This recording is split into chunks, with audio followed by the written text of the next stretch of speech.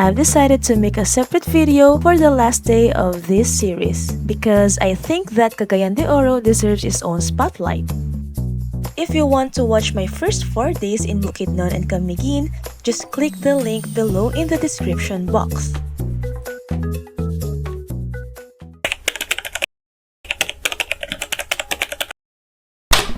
Good morning! This is our last day and this is what I'm most excited about. Kasi finally, water rafting ulit! Kasi di ba na-try ko na siya last year, nung November. So ngayon, second time ko na. Mas excited ako kasi alam ko na yung kung gaano siya kasaya. Tapos matry siya ng ibang mga tao. And dito na kami sa Great Whitewater Rafting sa Uptown. Dito kami sasakay ng jeep papunta sa starting point ng water rafting. Let's sign the waiver. Sign na. Wala naman siguro mangyayaring masama. Kung meron man, masaya tayo. Hey! Sa dalawa kaming floater. Sam. Ano yata? Yung ano? Sige, ox the dogs. Nag-CR.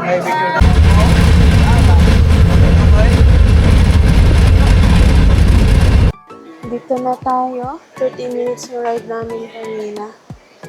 Wow! That's the river. Ganda. Parang low tide ngayon compared to last time na nandito.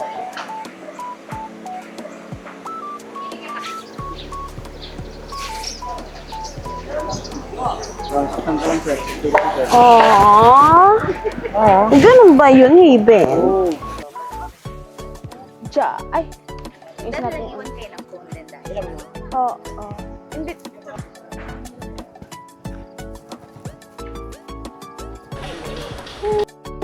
Water rafting. Okay, pag nahulog kasi may iba, baliktad yung lutang. Tayo yung dalawa, sir, ma'am. Okay lang sa inyo, ma'am. Bidyoin kayo sa ating group. Mamaya, doon sa ilog na. Bibigyan kayo paddle. Okay, let's go.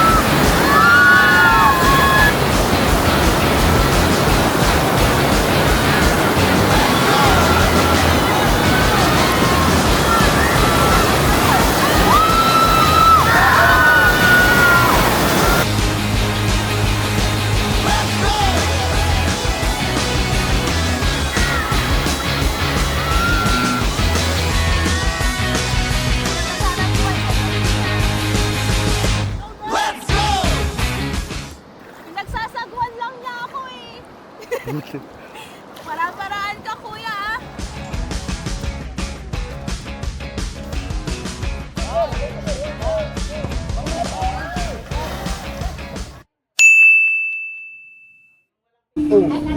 We're done! so fun! Kuya, thank you! Oy, thank you, ma'am. Thank you. Thank you po! Bisita po. Mga funny guides, funny! Yes. Mamaya, balik na kami sa mental hospital. Sige kuya, para kailangan nyo na. Di kasi na inom yung gamot. Di. Some best snack time. Let's buy taho. Ube taho yan? May 50, may 30, 50 yan. Pero flavor, ubi at saka chocolate at saka yung Kit-kit naman nila. Ito ang taho ng Cagayan de Oro. So, lahat eh. So, Ay, may ube, chocolate, or original. Yung 50 na lang to. Masarap yung ubi. Or gusto mo dalawang Ako, 30 para 30 ibang pesos na flavor. ube. 30 yan. Tawag ba yan? Oo. Ganyan Iba talaga yung picture taho. sa amin dito. Okay. Original ubi. Ube po.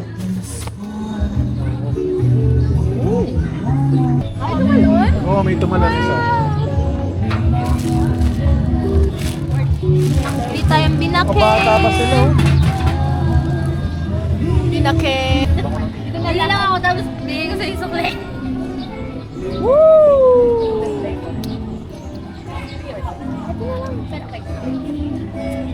Ube and original. Let's taste! Wow! Stays. Let's taste the binake of Cagayan de Oro. Ay, hindi nyo parang binili natin sa ano dahil ayaw. Mas dry. Mas lasang toasted to. Sarap. Favorite ko talaga to. What is? Mais ka. Oh, original. Good snack after rafting. May nakawala po sa mental hospital! Dinadala yung gamot. Nagalaga mo! Tinaob kami sa bangka! Sinumpong. Oh no! Ito yung ano, advanced level!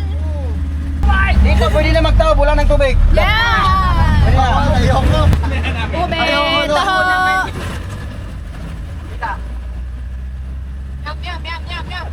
Basic! Taho! Ay, ulitin. Ay, ulitin. Saplo lang. We're here in Sweet Leaf. Katabi lang siya nung Great Whitewater Rafting. Kuya, ate, ano to? CDO talaga na brand? CDO. Sa CDO lang merong ganito. CDO exclusive. Okay. CDO Water. Wala po. Aww. Here, I ordered winter melon, salty cream, milk tea. Let's taste.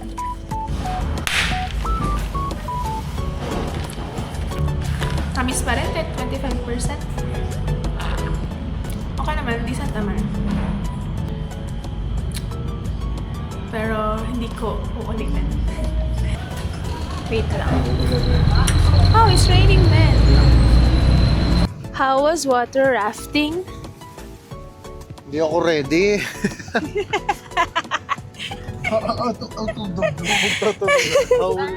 It's awesome. Awesome. We'll try it 10 over 10. Willing to try again?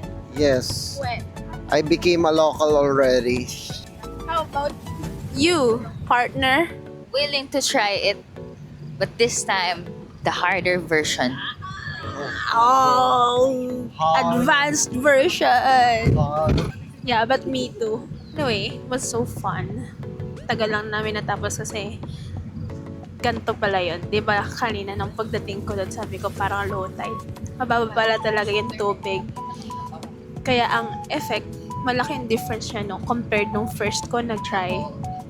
Ngayon, mas mabagal yung flow.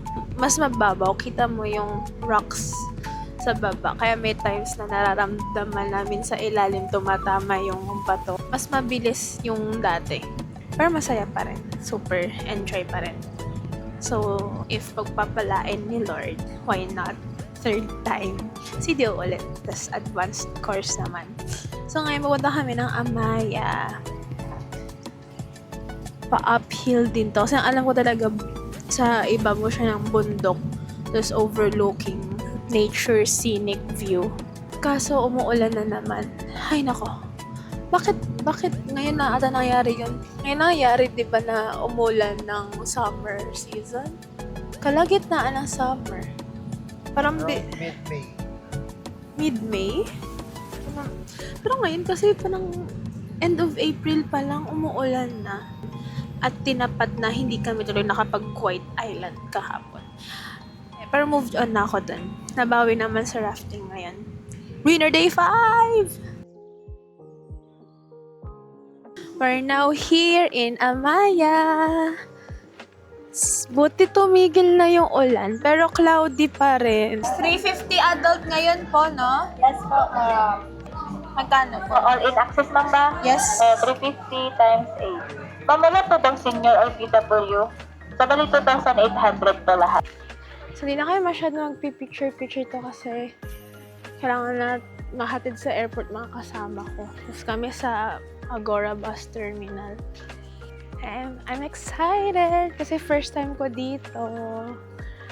Tapos nakikita ko to sa mga pinapakita nila sa aking content online na maganda. Yun, lali lang kami dito makakapagkain kasi wala na kaming time. Dito yung isa pa nilang view deck. Parang nasa Baguio. May big aquarium dito. Hello! Laki! Hi! Koi fish! Big fish! Laki nyo! Na kinakain mo? Dami! Here's the view here! Wow! Hala, I miss Baguio. Ngayon ko lang ulit naalala, pupunta pa nga pala akong Baguio after ko magdinagat. Diyos ko, yung pera ko, parang gihinalo na talaga. We're on top of the world, yay! Hey! We're on top of the world, hey! I'm on the top of the world. Ayan yung inisip ko kanta. Explanation and the only explanation I can find. Kita kami Sky Bridge. It's here. Sky Bridge. Let's go to the bridge. Skywalk. No running and jumping, no pencil. Okay, understood. Let's go.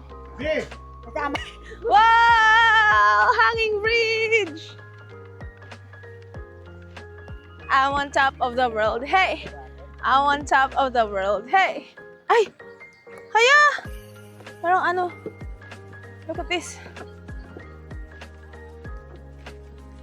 Wow! Tatakot na po sila dahil gumagawa. I'm on the top of the world, looking down on creation and the only Alam ba? Umatras ulit. Woo! Wow, it's so nice. Oh.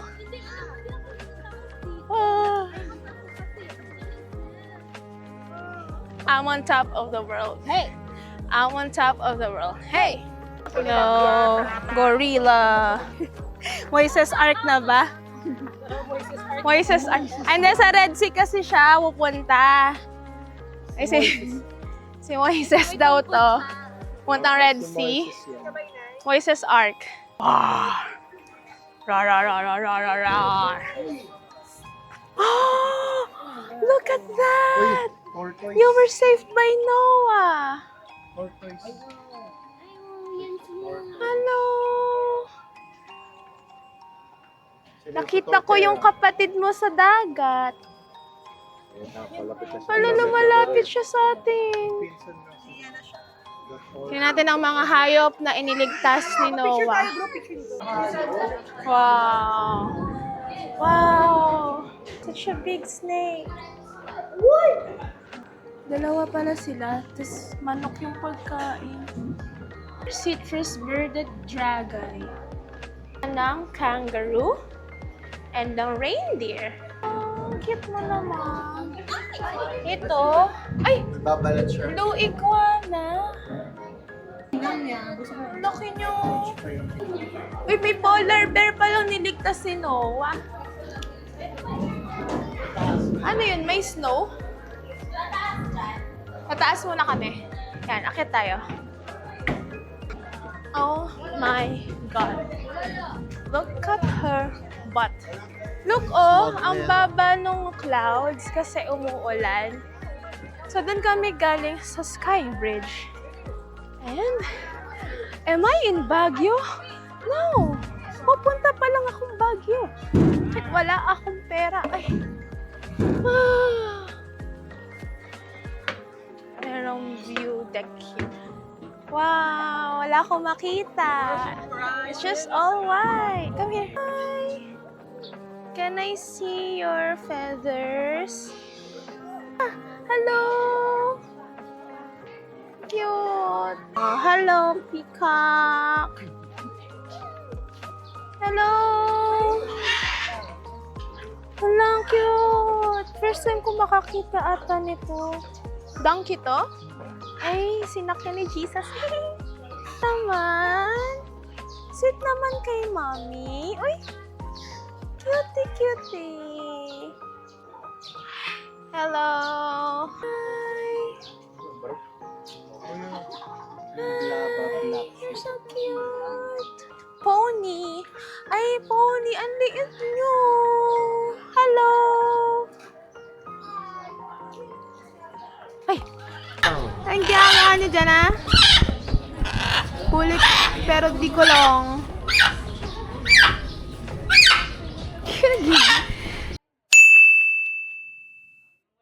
I'm so sorry about the ending of this video. I know it's very awkward, but this is only the last episode of my Bukidnon, Camiguin, and Cagayan de Oro trip.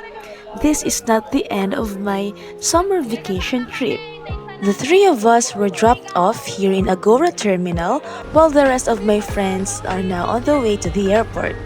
Thank you for watching my Northern Mindanao series, and thank you sa awa at tiyaga for making it up to the last episode.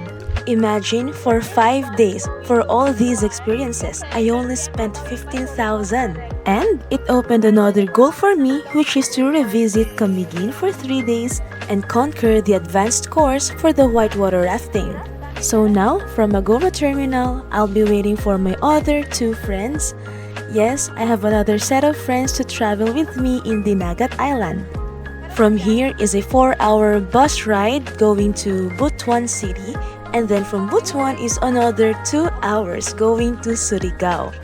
And then from Surigao is another 2 hours of fast craft ride going to Dinagat Islands. Yes, I know it sounds tiring. I also felt tired, but it's a fulfillment and it's an adventure. Everyone knows about El Nido, Palawan, but not everyone knows about Dinagat Islands. Plus, hindi rin siya ganun ka-accessible.